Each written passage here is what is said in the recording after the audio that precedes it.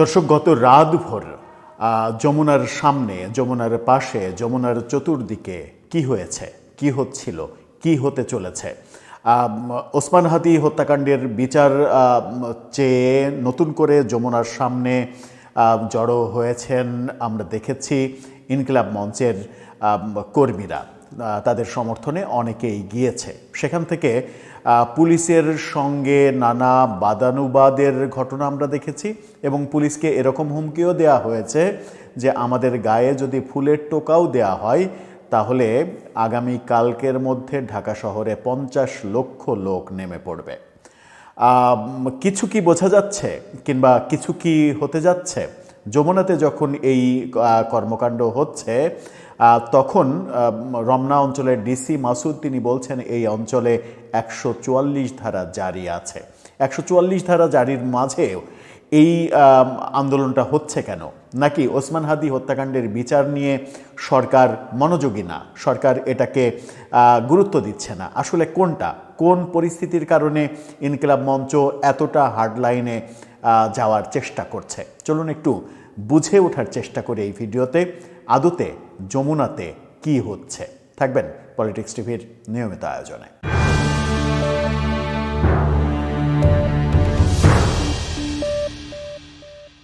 দর্শক, বলছিলাম যমুনাতে কি হচ্ছে এটা নিয়ে রাতভর শঙ্কা তৈরি হয়েছে এবং শেষ পর্যন্ত পরিস্থিতিটা কোন দিকে যাচ্ছে সেটা বুঝে ওঠাটা মুশকিল।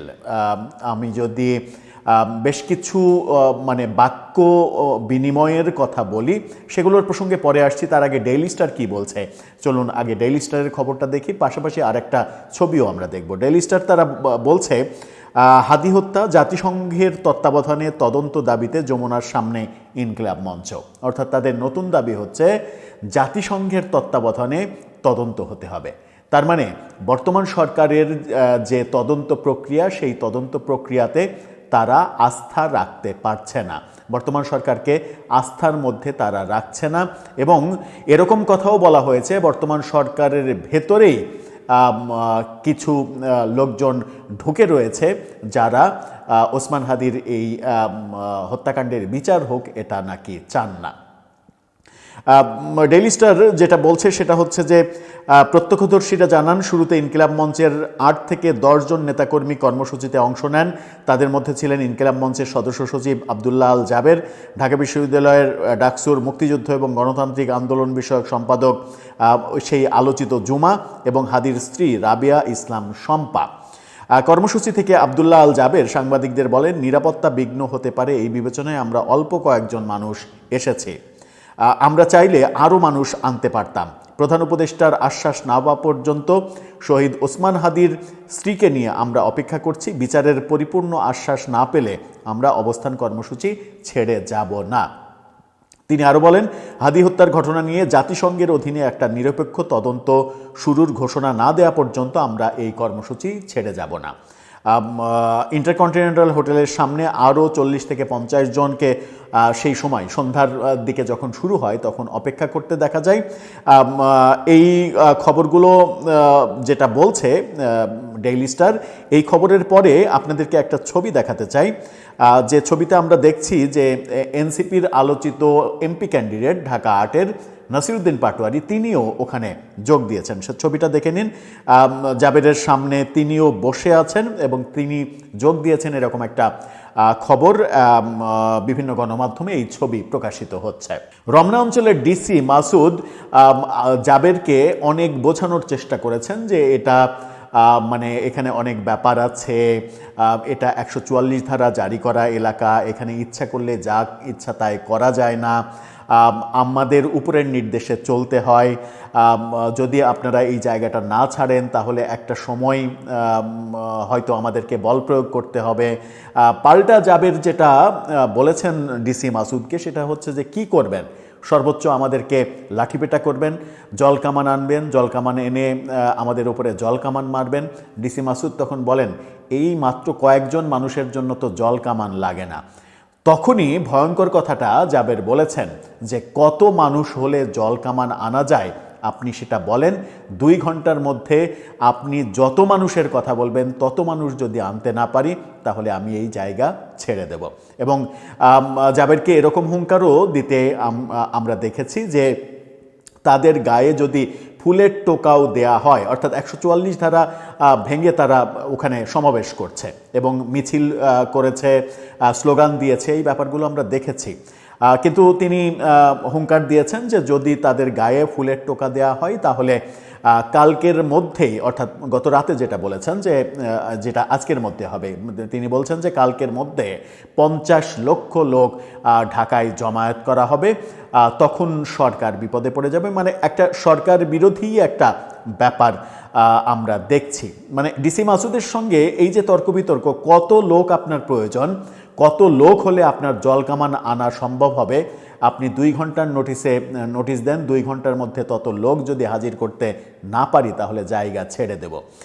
এবং সেখান থেকে এরকম আহ্বানও জানানো হয় যে যমুনার আশেপাশে যতগুলো রাস্তা রয়েছে সব রাস্তা যেন ওসমান হাদির সমর্থকরা তারা যেন বন্ধ করে দেয়, বন্ধ করে প্রতিবন্ধকতা তৈরি করে, সেখানে যেন সমাবেশ করে, এরকম ঘোষণাও আমরা দেখেছি।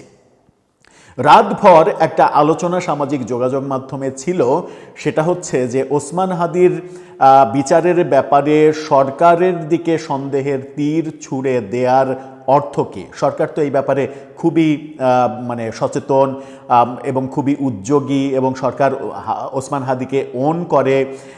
সরকার ওসমান হাদিকে এতটাই ওন করে যে ওসমান হাদির কবর পর্যন্ত সরকার দিতে রাজি হয়েছে। আমাদের জাতীয় কবি কাজী নজরুল ইসলামের কবরের পাশে সর্বোচ্চ সম্মানে তাকে দাফন করা হয়েছে। এই ব্যাপারগুলো সত্ত্বেও সরকারের দিকে কেন সন্দেহের তীর যাচ্ছে? কেন জাতিসংঘের তত্ত্বাবধানে এই মানে তদন্তটা হতে হবে? কেন বাংলাদেশ সরকার পারবে না? কেন বাংলাদেশ সরকারের আইন শৃঙ্খলা রক্ষাকারী বাহিনী পারবে না?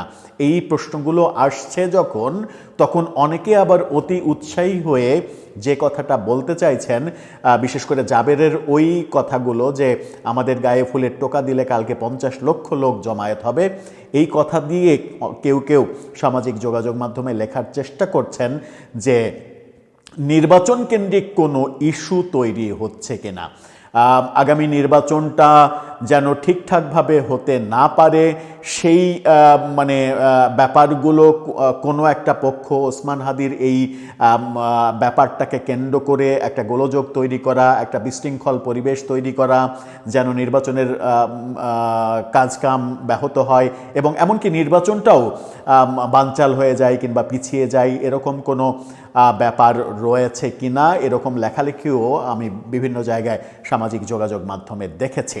কিন্তু আমরা কংক্রিটলি আসলে ভাবতেও চাই না, মন্তব্য করতেও চাই না যে কি হচ্ছে। আমরা শুধু এটুকু বলতে চাই যে সরকারের ওপরে ইনকিলাব মঞ্চ আস্থা রাখতে পারছে না যখন, তখন ব্যাপারটা খুবই গুরুতর দিকে যাচ্ছে। তারা কি সরকারের উপরে আস্থা রাখতে পারছে না, নাকি কোনো একটা পক্ষ থেকে তাদেরকে বলা হচ্ছে যে সরকারের উপরে আস্থা রাখতে পারছি না, এই ব্যাপারটাকে প্রতিষ্ঠিত করতে পারলেই একটা অবস্থা ক্রিয়েট হবে যে ব্যাপারটা এরকম দ্বন্দ্বের মধ্যে যাবে যে হাদি হত্যাকাণ্ডের বিচার আগে নাকি নির্বাচন আগে, কোনটা প্রায়োরিটি? ইনকিলাব মঞ্চের কাছে তো অবশ্যই হাদি হত্যাকাণ্ডের বিচারের ব্যাপারটা প্রায়োরিটি, এবং তারা চায় যে এই সরকারের আমলেই, তাদের প্রধান দাবি ছিল যে এই সরকারের আমলেই এই বিচারের রায় ঘোষিত হবে। কিন্তু এখন পর্যন্ত তদন্তই শেষ হয়নি। একবার চার্জশিট জমা দেওয়া হয়েছে, কিন্তু সেখানে ভুল থাকায় পুনরায় আবার তদন্তের ব্যাপার আমরা দেখেছি। সুতরাং এই সরকারের আমলে যে বিচার প্রক্রিয়া শুরুই হচ্ছে না, এটা মোটামুটি নিশ্চিত করেই বলা যায়। সেই ইস্যুটাকে নিয়ে মানে ইনকিলাব মঞ্চ না, তৃতীয় কোনো পক্ষ কিংবা তৃতীয় কোনো স্বার্থান্বেষী গোষ্ঠী যারা এই ঘটনার মাধ্যমে নির্বাচনকে প্রলম্বিত করা, নির্বাচনকে বিলম্বিত করার একটা চেষ্টা করতে পারে যাতে তাদের স্বার্থ উদ্ধার হতে পারে, সেরকম কোনো তৃতীয় পক্ষ কি এর সঙ্গে জড়িত রয়েছে? আদতে হচ্ছেটা কি? দর্শক, আপনি কি ভাবতে পারছেন আদতে হচ্ছেটা কি? আজকে 6 তারিখ, বেশ কয়েকদিন থেকে এই জানুয়ারির শেষের দিক থেকেই আলোচনা হচ্ছিল যে ফেব্রুয়ারির 6, 7, 8 তারিখের মধ্যে কোনো একটা ক্যাওয়াজ তৈরি হতে পারে, রাজনৈতিক ক্যাওয়াজ তৈরি হতে পারে, যে ক্যাওয়াজটাকে কেন্দ্র করে নির্বাচনকে প্রশ্নবিদ্ধ করার ব্যাপারগুলো সামনে চলে আসতে পারে। সেগুলোর কি একটা লক্ষণ দেখা যাচ্ছে, নাকি স্রেফ এটা একটা চাওয়া, একটা প্রত্যাশা? সেটাই আমরা প্রথমবারের মতো ওসমান হাদির স্ত্রীকে রাস্তায় নামতে দেখেছি, যদিও তিনি গণমাধ্যমে কথা বলেননি, চেহারা দেখাননি, হিজাব পরেছিলেন, বোরখা পরেছিলেন, তার সামনে যে ফেস্টুন ছিল ফেস্টুন দিয়ে নিজের মুখ সবসময় ঢেকে রেখেছেন, কিন্তু তিনি উপস্থিত ছিলেন। কোনো কি বার্তা দিচ্ছে এই ব্যাপারটা? দর্শক, আপনার মন্তব্য এ ব্যাপারে জানিয়ে লিখতে পারেন আমাদের কমেন্ট বক্সে।